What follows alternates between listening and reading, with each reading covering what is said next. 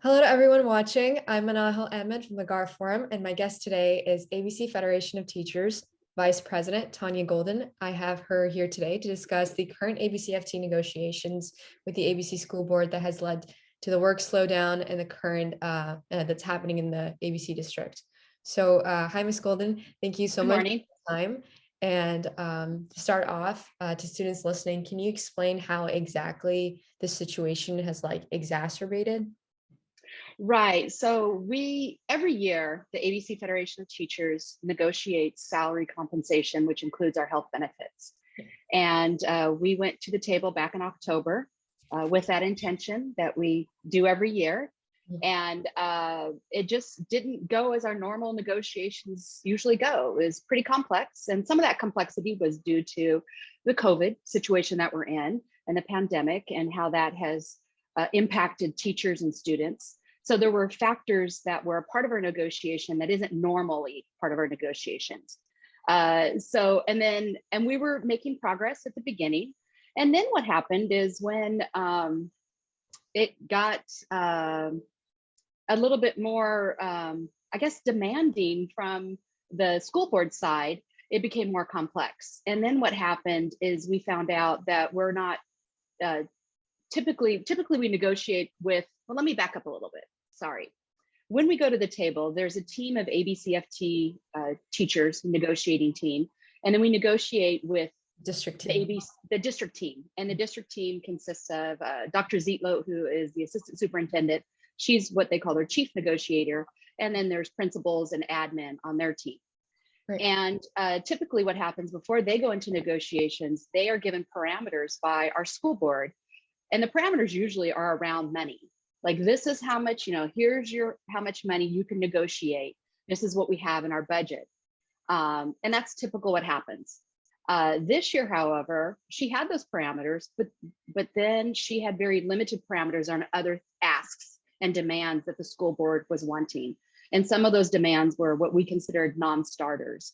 And when you have a non-starter, that means, we just can't take that into consideration because it's something that our members are not willing to do. And so we need to move on to something else. Like, you need to have a backup plan because we're not going to be able to do that. And what ended up happening is we would, and you send proposals back and forth across the table. And then what would happen is we would get stuck because she would then have to go back and get more parameters. And then it became very apparent to us that we were negotiating with the school board and not with the team in front of us, which then made it very difficult. And there were more demands asking teachers to do more than what they had been doing in the past. And again, that was just another non-starter for us. So because we were getting more and more delayed, we were, losing patience. Our members were losing patience. We wanted to get this behind us because we have what's called a master contract that we still need to negotiate. And we negotiate that every 3 years. That expired 2 years ago. And each year we've extended it 1 year. That was right in the middle of the worst part of COVID. I don't know, maybe this is the worst part of COVID. And then year 2, we extended the contract again, and the contract expires June 30th of this year. So we need, that's where we want to spend more of our focus on, is our master contract. So that's sort of how we got there. I hope that answers that question. Oh yeah, definitely. So you were actually at the rally this past Tuesday. Yes. I met you, and you were introducing speakers. What were your thoughts about the rally and its effect on the situation that's happening? Well, I was really excited about the rally. And again, it's our members that wanted the rally. We being ABCFT leadership, had planned on having speakers, teachers. We'd encourage, which you may or may not know, we had encouraged teachers and community members to write to the school board members to let them know how this has impacted them, how these last 2 years, and how we really want to move forward with this, and to please, accept the proposal that was on the table. Because at that point, when we reached the letter writing campaign, we had given our latest proposal back to the district, and we were waiting for the board to look at it and then set hopefully new parameters so we could go back to the table. And so when we were visiting schools during our Work to Rule, which we haven't talked about yet, which we can, during our Work to Rule campaign, Gahr, who's the president, and I attended some of those schools. Teachers were meeting before school, like in the parking lot. And so we were going there, thanking them, and just getting information, finding out how it's going and what's happening. And that's where we heard feedback from teachers that, yeah, they want to speak at the school board meeting, but are we going to do anything before? And so that's where we're like, okay, yes, we definitely can. So we pulled together our rally, and I was ecstatic. You know, we had really no idea how many people were going to show up. We had a tremendous turnout, and it wasn't just teachers and nurses. It was our, we had a past school board member who had been on the school board before. We had families. We had our brothers and sisters who are fellow union members in AFSCME and CSCA who also work in the district. You know, so just having that turnout was really tremendous. And even when we, you know, walked sort of the semi block in front of the district and around, you know, the horns that were honking were very loud and supportive of what we were asking for in our rally. So it was really thankful for everybody that showed up and was willing to get out there. Even, you know, we had what is a 30% chance of rain, and the skies opened up at one point and we had quite a thunder and lightning show, but that didn't deter us at all. So you mentioned the campaign, the Work to Rule campaign that you and Mr. Gahr were holding. So you guys were visiting schools. Can you tell me more about that? Right. So what we did as part of the sort of like a labor action that you can take, a job action, when you want to get movement at the table, because we felt like we were, you know, quite honestly, I think I even made a comment at one of our negotiations to the team, is I really felt like we were living in Groundhog Day. Because it just wasn't, we weren't making the movement, and you always want to get some movement. And there was minor movement. I don't want to say it stalled. It did not stall at all, but it wasn't living up to our expectations of the kind of movement that we thought we were going to get. And so a job action we can take is called Work to Rule, which means that, and like I mentioned earlier, we have a master contract. We have a contract that outlines what our roles are and responsibilities as teachers, as well as the district. It's a joint contract. So it's a district's contract just as much as it is ours. And there's many things in that contract that we do, or there's many things that teachers do that are not in the contract, that are not spelled out.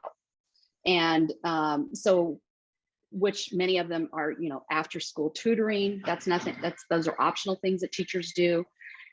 You may be familiar with the short-term independent study packets that have overwhelmed, quite honestly, I know parents, teachers, and students because of the quarantine, or someone testing positive, or they were a close contact.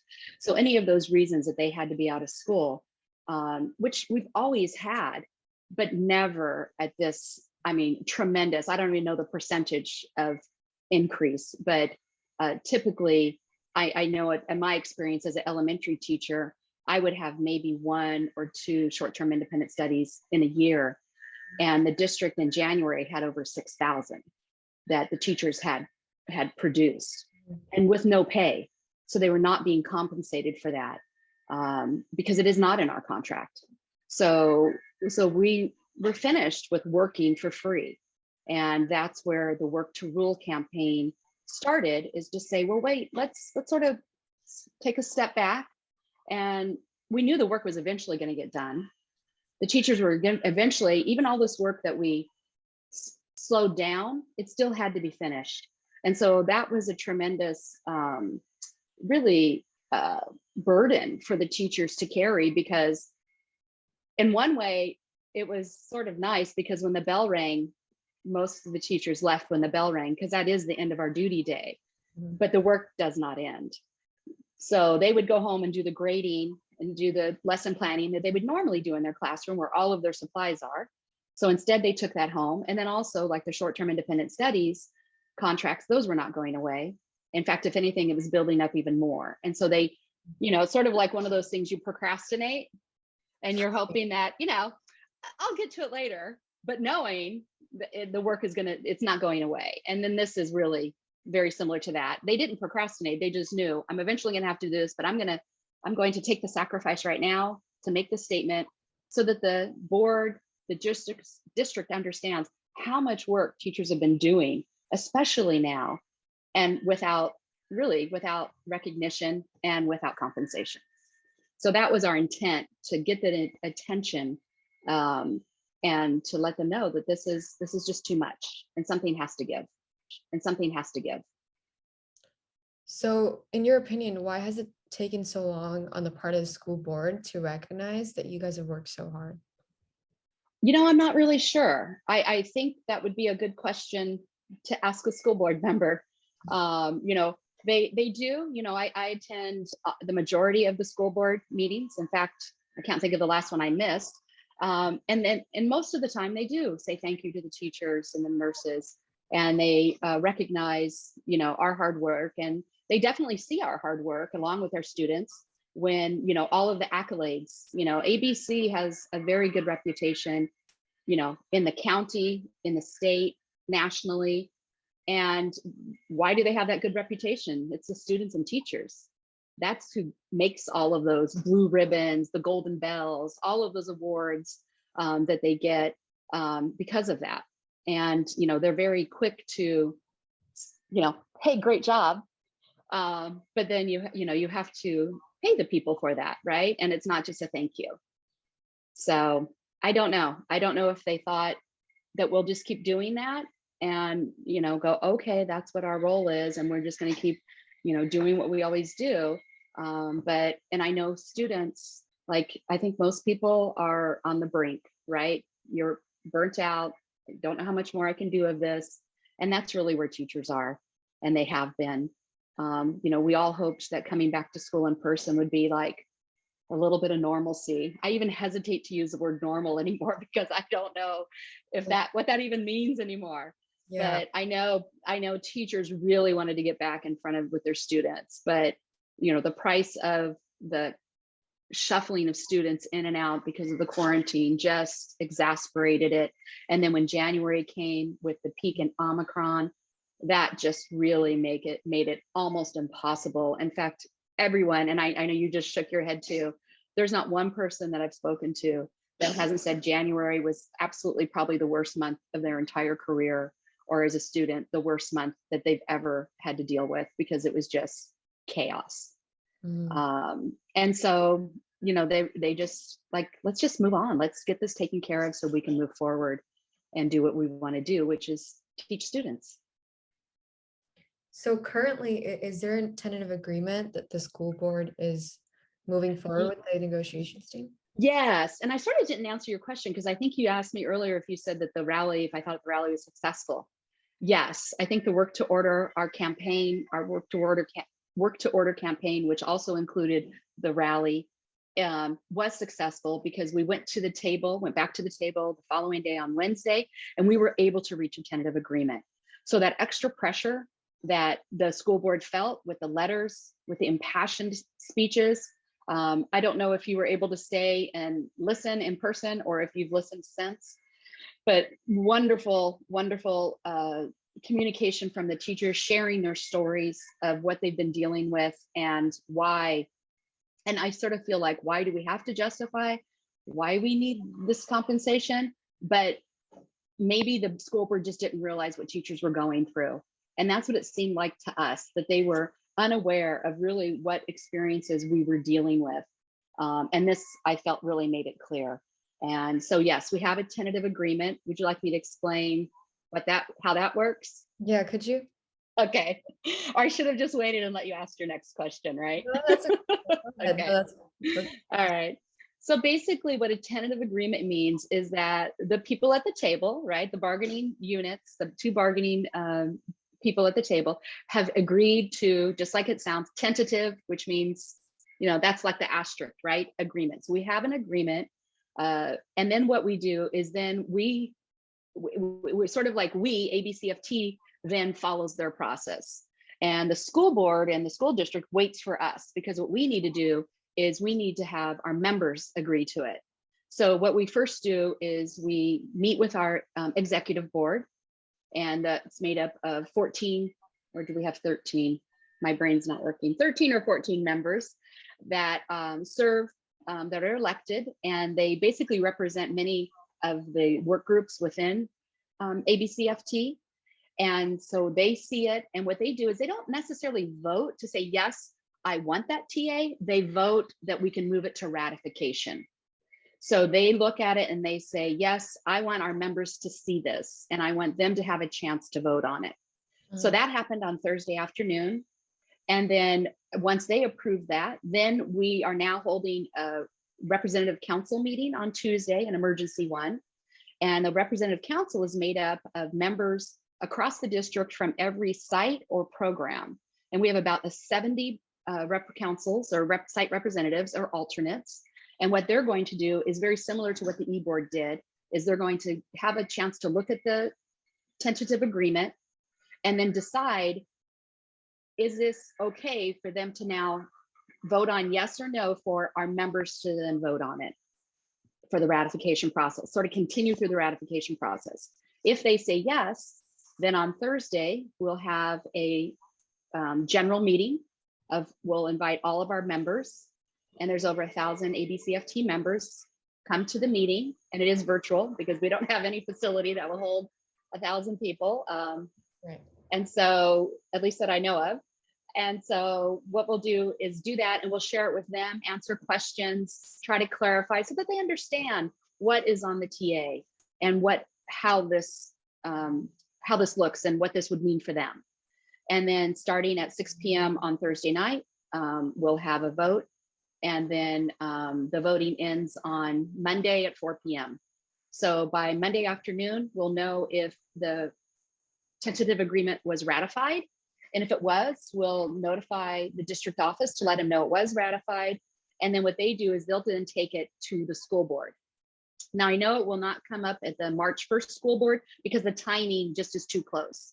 They usually need to have more time in order for them to see it, because the school board members actually get to look at the agenda the week before the meeting. And so this is not enough time for them to process that. So they'll actually have an opportunity at the March 15th meeting to look at it. And that's where they'll get an opportunity to look at it, what's called closed session, which is what happens before the board meeting. And then an open session. And then that's where they would vote on it, if that is something that they want to approve. And then once they approve it, which we expect that they do, we hope they will, because they did set the parameters for the board, for the negotiating team to say this is what you can negotiate. So hopefully it is a yes vote, and we do need 4 out of the 7 votes for them to approve it. And then once they do, then it gets enacted. Then everything that's in the agreement then happens. And that's the whole process. Thank you so much. That was a very detailed answer. And I I'm think, sorry, was it too detailed? no, I think it was great. No, I think it was great because I didn't mean that sarcastically. I didn't take it that way. I'm a teacher, so then I get into some of okay. these details, but maybe for some other people that go, yeah, just tell us. No, I think that was great because this has affected like students and parents a lot, because we are tied to our teachers really closely. Some of our teachers are advisors, and so we're kind of confused as to like when the work to rule campaign will cease, or if it's going to cease. So I guess March 15th is a date to actually I can answer that. We actually, our executive board, I did not mention that because I was so focused on the TA. The executive board on Thursday did vote to end the work to rule because we do have a tentative agreement. And then when we originally set up the work to rule, the parameters, what we said is we will end it when we get a tentative agreement. Now, some people may argue and say, well, we don't have it ratified. It's not there yet. We understand that, but we feel that this is on the road. It was in good faith that our partners, negotiated this with us. And, and if it doesn't pass, then we'll have to take a look at what our next steps will be. And if people want to, if they have an appetite to return to the work to rule, that's what we'll do. We'll listen to our members and see what it is, the majority of our members and what our leadership wants. But we know it was disruptive, and we know it was disruptive for teachers as well as students and parents. And we really wanted to minimize the effects on students. And there were things that, we told teachers, no, do that, because we have teachers, even though it sounded like a hard, fast rule of, oh, when school got over, you go home and don't do anything else. And people are like, but I coach this team, or I've tutored this class since then. And we're like, no, we don't want you to stop doing that. If you have that long-term obligation, don't stop doing that, because that will only hurt students. But if it's something, a personal or professional development training you were going to, or something that's a one-off, then please don't do those one-offs. Hold off on that. All right. Thank you so much, Ms. Golden. This was very enlightening. Absolutely. You're welcome. And thank you for reaching out and inviting me to be here.